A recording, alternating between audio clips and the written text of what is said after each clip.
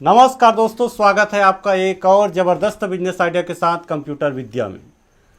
दोस्तों, क्या आप एक बिजनेसमैन हैं या फिर एक नया बिजनेस शुरू करने वाले हैं, तो आपको भी पता होगा कि लाइसेंस कितना इम्पोर्टेंट है।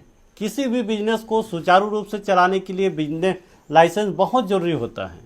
बिना लाइसेंस का हम अपने बिजनेस को लीगली प्रूफ नहीं कर सकते हैं। तो दोस्तों, आपके मन में भी जिज्ञासा होगी लाइसेंस को लेकर के, लाइसेंस के टर्म और कंडीशन को लेकर के जिज्ञासा होगी कि लाइसेंस के लिए क्या डॉक्यूमेंट लगता है, किस बिजनेस के लिए क्या लाइसेंस की आवश्यकता होती है। तो इस वीडियो में मैं सारा कुछ कवर करने वाला हूं कि किस बिजनेस के लिए क्या लाइसेंस की आवश्यकता होती है और उसके लिए क्या डॉक्यूमेंट की रिक्वायरमेंट है, कितनी फीस की आवश्यकता होती है, किस डिपार्टमेंट से जो है वो लाइसेंस बनता है। साथ ही दोस्तों, आप ये जान पाएंगे कि यदि कोई गुपचुप चाट ठेला वाला है या समोसा बेचने वाला है या फिर कोई कपड़े का दुकान वाला है या चप्पल बनाने वाला है या कोई कंपनी है, किसी भी प्रकार का बिजनेस हो, आप हर प्रकार के बिजनेस के लिए उसका क्या लाइसेंस, क्या फीस है, उसका क्या डॉक्यूमेंट है, इसके बारे में मैं आपको पूरा स्पष्ट रूप से बताने वाला हूँ। तो दोस्तों, यदि आप हमारे चैनल में अगर नए हैं तो सब्सक्राइब जरूर कर दीजिए। आइए दोस्तों, देखते हैं। दोस्तों, आप किसी भी प्रकार का बिजनेस कर रहे हो, चाहे आपका बिजनेस छोटा हो चाहे बिजनेस बड़ा हो, गवर्नमेंट की जानकारी के लिए और अपने बिजनेस की स्टार्टिंग के लिए हमें जो है एमएसएमई से रजिस्ट्रेशन कराना ज़रूरी है। जब आप उद्योग आधार के वेबसाइट में जाते हैं तो एमएसएमई के पेज में डायरेक्ट चले जाते हैं दोस्तों। वहाँ से अपने बिजनेस प्रोफाइल के हिसाब से जो है दोस्तों अपने बिजनेस का रजिस्ट्रेशन कराना होता है और ये बिल्कुल फ्री है। इसके बाद जो है आपका बिजनेस का प्रोफाइल और कैटेगरी ये तय करेगा कि उसके लिए क्या क्या लाइसेंस की रिक्वायरमेंट होगी और क्या क्या एनओसी लगेगा, क्या डॉक्यूमेंट की आवश्यकता होगी और कौन से डिपार्टमेंट में अप्रूवल होगा। अब बात कर लेते हैं दोस्तों जीएसटी का। कई लोग बोलते हैं ना कि बिना जीएसटी का बिजनेस शुरू नहीं कर सकते, जीएसटी इंपॉर्टेंट टर्म्स है। बिल्कुल दोस्तों, जीएसटी तो बहुत ही इंपॉर्टेंट टर्म्स हैं किसी भी बिजनेस के लिए, लेकिन जीएसटी के लिए भी एक क्राइटेरिया है। जैसे कि यदि आपका बिजनेस जो है दोस्तों एक स्टेट में कर रहे हैं, ऑफलाइन बिजनेस कर रहे हैं और आपका टर्नओवर 20 लाख रुपए तक है, तो आपको किसी भी प्रकार का कोई जीएसटी की आवश्यकता नहीं है। यदि आपका टर्नओवर 20 लाख से ज़्यादा है, भले ही आप अपने स्टेट में कर रहे हैं, तो आपको जो है दोस्तों जीएसटी लेने की आवश्यकता होगी। और यदि आपका जो प्रोडक्ट है एक स्टेट से दूसरे स्टेट में जा रहा है, चाहे 1 रुपये का भी जा रहा है दोस्तों, चाहे आपका टर्नओवर 20 लाख से ज़्यादा रहे चाहे कम रहे, आपको जीएसटी लेना अनिवार्य है। इसके बाद यदि आप कोई ऑनलाइन सेलिंग कर रहे हैं, ऑनलाइन बिजनेस कर रहे हैं, तो भी आपको जीएसटी अनिवार्य है, चाहे आपका टर्नओवर 20 लाख रहे या न रहे। तो ये रहा दोस्तों जीएसटी का मतलब पूरा क्राइटेरिया, जो आप स्पष्ट रूप से समझ गए होंगे। दोस्तों, आपका बिजनेस ही तय करता है, उसका प्रोफाइल तय करता है कि उसके लिए क्या लाइसेंस की आवश्यकता होती है। जैसे कि आप दोस्तों खाने पीने से रिलेटेड कोई बिजनेस कर रहे हैं, चाहे आप गुपचुप चाट ठेला वाले हैं, चाहे समोसा बेचने वाले हैं, चाहे आप एक होटल वाले हैं, चाहे रेस्टोरेंट वाले हैं, या फिर दोस्तों किराना दुकान वाले हैं, तो भी आप फूड लाइसेंस आपको ज़रूरी है। लेकिन जब आप फूड लाइसेंस के लिए आप जो है दोस्तों अप्लाई करते हैं, तो वहाँ पर ये क्राइटेरिया है कि आपका जो टर्न ओवर है ये 12 लाख से अगर ज़्यादा है, तब जाकर के आपको फूड लाइसेंस, फसाई का लाइसेंस की आवश्यकता होती है, जिसको यदि आप स्वयं चाहें तो स्वयं ऑनलाइन अप्लाई करके कुछ फीस दे करके जो है दोस्तों आप अप्लाई कर सकते हैं। और इसकी फ़ीस की बात करें तो समथिंग 2000 के समथिंग रहता है। और यदि आपका टर्नओवर जो है दोस्तों 12 लाख से कम है, ऐसी कंडीशन में आप फूड रजिस्ट्रेशन करवाएंगे।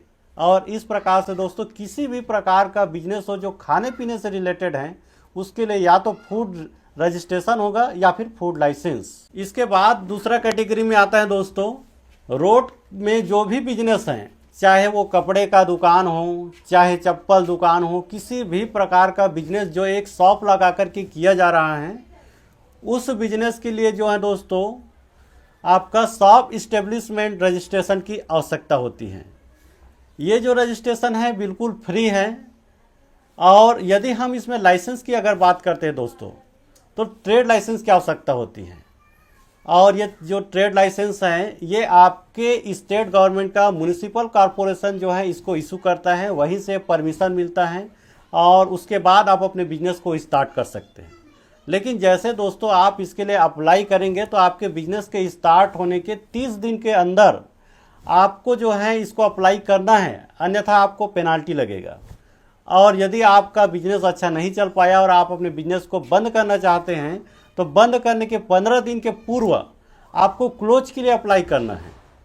तो इस प्रकार से आप छोटे लेवल पर जितने भी बिजनेस कर रहे हैं, रोड में एक जगह बिजनेस कर रहे हैं, एक कैटेगरी का बिजनेस कर रहे हैं, तो उसके लिए शॉप इस्टेब्लिशमेंट रजिस्ट्रेशन और ट्रेड लाइसेंस की आवश्यकता होती है। इसके बाद तय करता है कि आपका प्रोडक्ट यदि नाप तोल में खरा उतरना अगर अनिवार्य है, जैसे कि दोस्तों सोने चांदी का अगर आप बिजनेस कर रहे हैं या दूध का बिजनेस कर रहे हैं, तो वहाँ पर जो है दोस्तों आपको BIS bureau of Indian standard से भी जो है आपको रजिस्ट्रेशन कराने की आवश्यकता होगी। इसके अलावा यदि आप कुछ ऐसा बिजनेस कर रहे हैं जो कि फायर विभाग को डिस्टर्ब कर रहा है, जैसे कि पटाखे का हो गया, या फिर कुछ ऐसा बिजनेस कर रहे हैं जो जंगल विभाग को दिक्कत कर रहा है, जैसे कि दोस्तों लकड़ी से बना हुआ कोई बिजनेस कर रहे हैं तो उसमें हो गया। इसके बाद इन्वायरमेंट को यदि डिस्टर्ब कर रहा है या पब्लिक को डिस्टर्ब कर रहा है तो आपको जो है दोस्तों इसमें NOC लेने की आवश्यकता होगी। या फिर आपका बिजनेस रोड किनारे बहुत बड़ी ऊंची बिल्डिंग पर ऐसा वर्क मतलब आपका बिजनेस चल रहा है तो वहाँ पर आपको बिल्डिंग परमिट की आवश्यकता होगी। तो ये आपके बिजनेस प्रोफाइल के ऊपर डिपेंड करेगा कि और क्या क्या NOC लगेगा और कौन से लाइसेंस की आवश्यकता होगी। जैसा कि मैंने आपको बताया दोस्तों कि ट्रेड लाइसेंस मुख्यतः 4 प्रकार से दिया जाता है। ट्रेड लाइसेंस का एक जो है दोस्तों कहा जाए क्राइटेरिया है, मेनली 2 प्रकार से। तो उसमें ऐसा है कि कोई बिजनेस ट्रेड लाइसेंस के अंतर्गत तब आएगा जब वह एक ही जगह पर चल रहा है और दूसरा एक कैटेगरी को लेकर के चल रहा है। तो यदि आपका फूड का बिजनेस है जो कि आप एक ही जगह में लगाते हैं, आप अपना लोकेशन चेंज नहीं करते हैं, तो फूड लाइसेंस भी जो है आपका ट्रेड लाइसेंस के अंतर्गत आएगा। फूड लाइसेंस आपने बनवा लिया तो ट्रेड लाइसेंस की आपको आवश्यकता नहीं है। उसके बाद आता है दोस्तों, आप रोड में अगर एक ही जगह पर शॉप लगाएं, चाहे कपड़े का दुकान हो चाहे चप्पल दुकान हो, वो भी इसी क्राइटेरिया में आएगा। जैसे कि एक ही जगह दुकान है और आप एक ही पर्टिकुलर बिजनेस कर रहे हैं, तो ये भी आपका ट्रेड लाइसेंस के अंतर्गत आ रहा है। यदि आपने शॉप इस्टेब्लिशमेंट रजिस्ट्रेशन करवा लिया है तो वो भी आपको रजिस्ट्रेशन हुआ और लाइसेंस के लिए जो है दोस्तों आप ट्रेड लाइसेंस ले लिए, तो और अन्यथा कोई दूसरा लाइसेंस की आवश्यकता नहीं है अगर NOC को दिक्कत नहीं कर रहा है तो।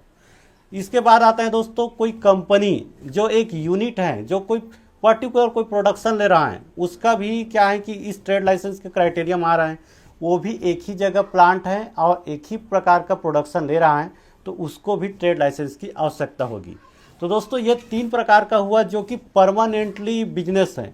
एक चौथा जो कैटेगरी है दोस्तों, ये टेम्परेरी बिजनेस आता है। जैसे कि मैं आपको बता दूं, राखी के समय में राखी का जो लोग बिजनेस करते हैं स्टॉल लगा करके, वो भी एक जगह और क्या करता है कि एक ही कैटेगरी का बिजनेस करता है। सेम टू सेम दीपावली के समय में पटाखे का जो लोग बिजनेस करते हैं टेम्पररी 2 दिन 4 दिन का, और वो भी एक ही कैटेगरी का बिजनेस कर रहे हैं, तो वो भी ट्रेड लाइसेंस के अंतर्गत आता है।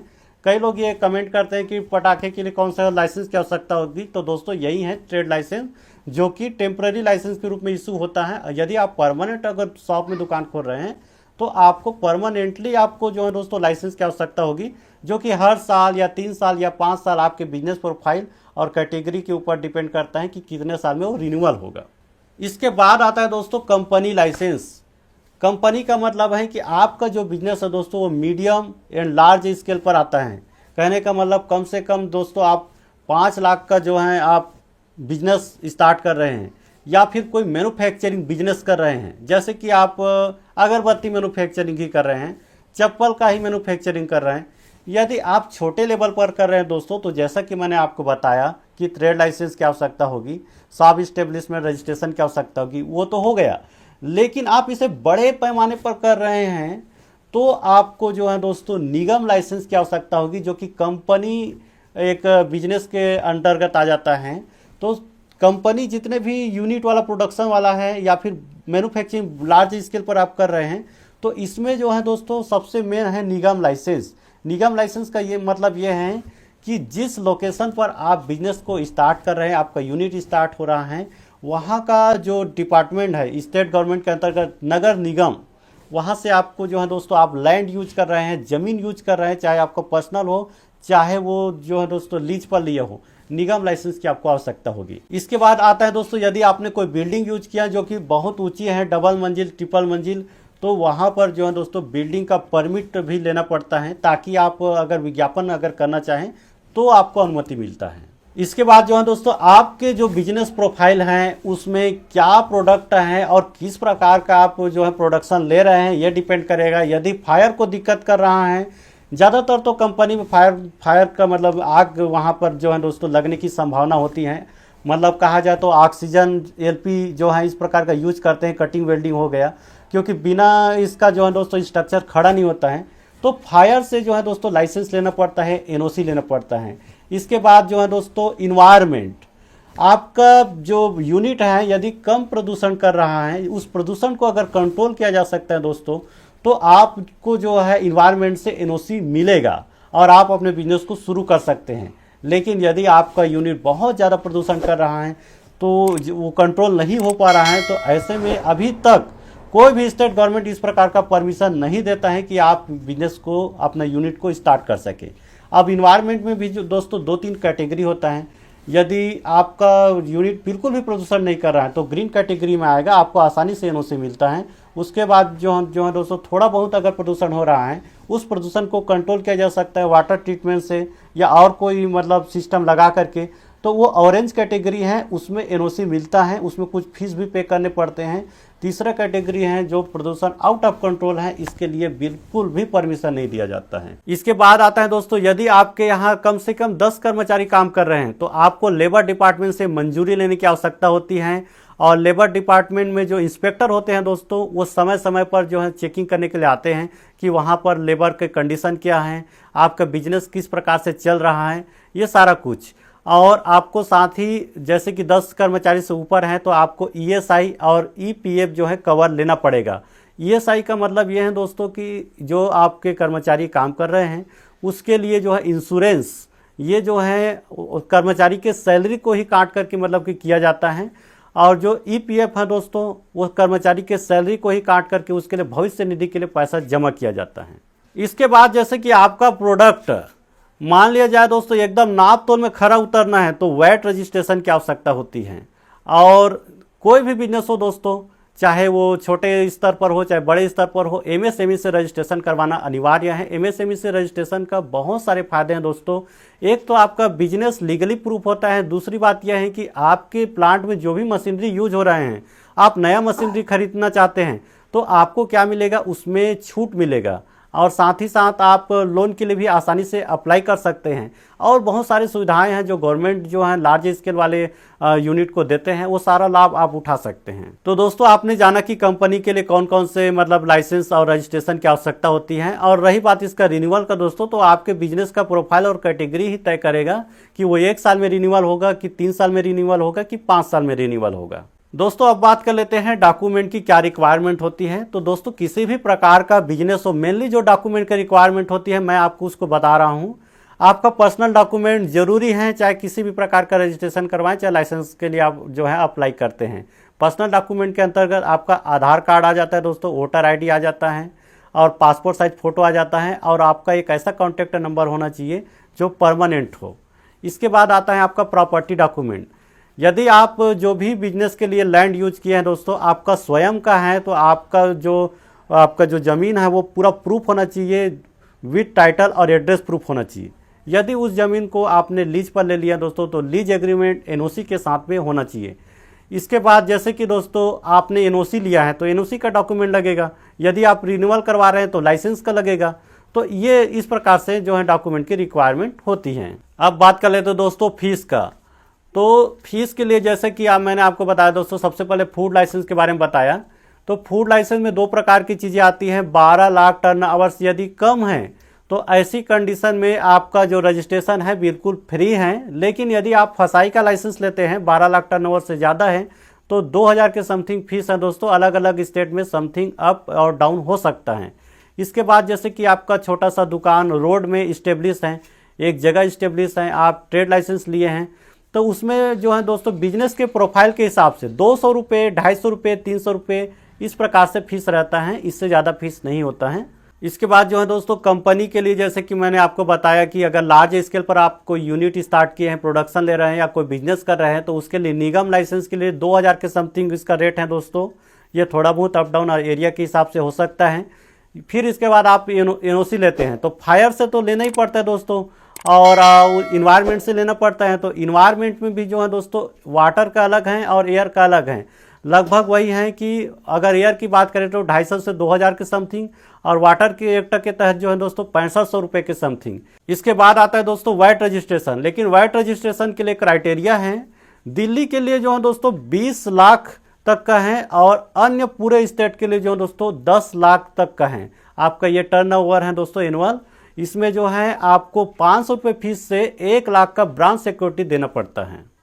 तो दोस्तों आशा करता हूं कि आज के वीडियो में लाइसेंस को लेकर के आपको जो जानकारी दिया है, जो सारे टर्म और कंडीशन को मैंने क्लियर किया दोस्तों, आपको पसंद आया होगा तो वीडियो को लाइक कीजिए और अधिक से अधिक लोगों तक शेयर कीजिए। साथ ही दोस्तों नए नए बिजनेस आइडिया लेकर मैं आते रहता हूं, unique business idea, village business idea. यदि आप हमारे चैनल में नए हैं तो सब्सक्राइब जरूर कर दीजिए। धन्यवाद।